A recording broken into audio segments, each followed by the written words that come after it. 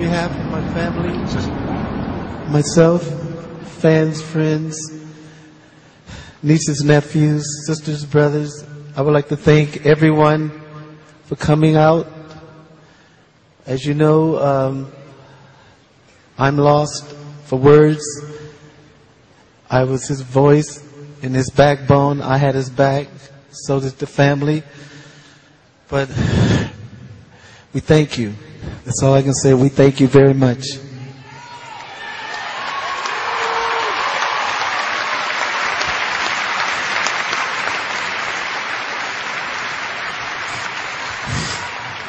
I hurt.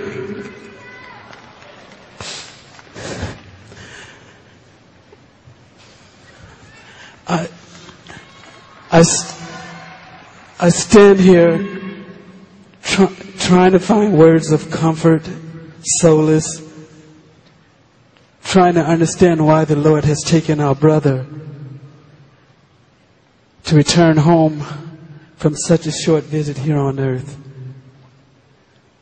Michael, when you left us, a part of me went with you.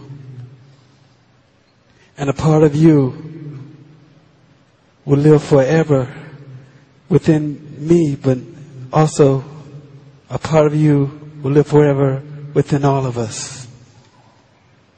Michael, I will treasure the good times, the fun we had, singing, dancing, laughing.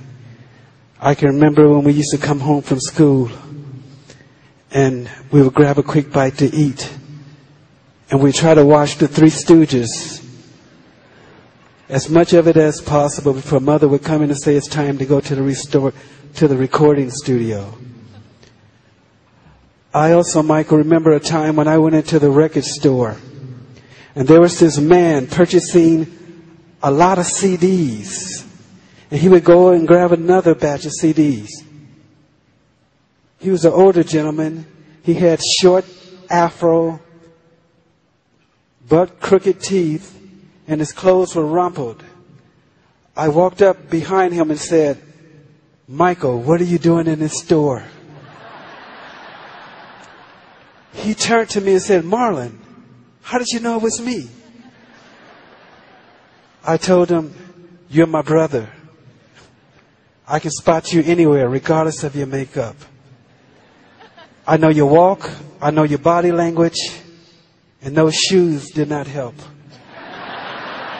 Michael wore the same shoes wherever we went. But I guess that was his way of trying to experience what we take for granted. We would never understand what he endured. Not being able to walk across the street without a crowd gathering around him. Being judged, ridiculed.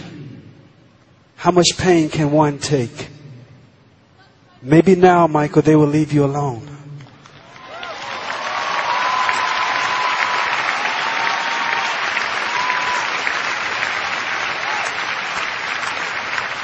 Michael was the voice of our angelic trumpets, and he will continue to be the voice, that angelic voice in heaven, nearest to our Creator, and waiting us when our day comes to pass.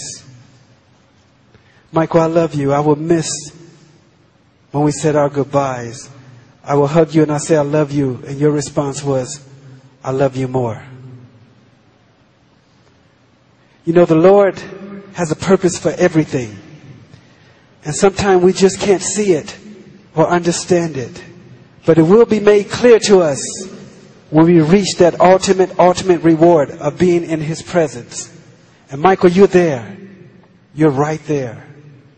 You have finished your work here on earth, and the Lord has called for you to come home with Him. So I thank you, Michael. I thank you for all the smiles that you've placed in many people's hearts.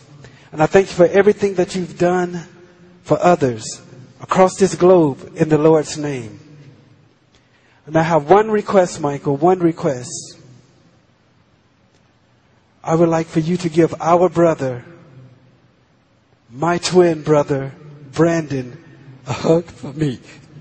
I love you, Michael, and I'll miss you.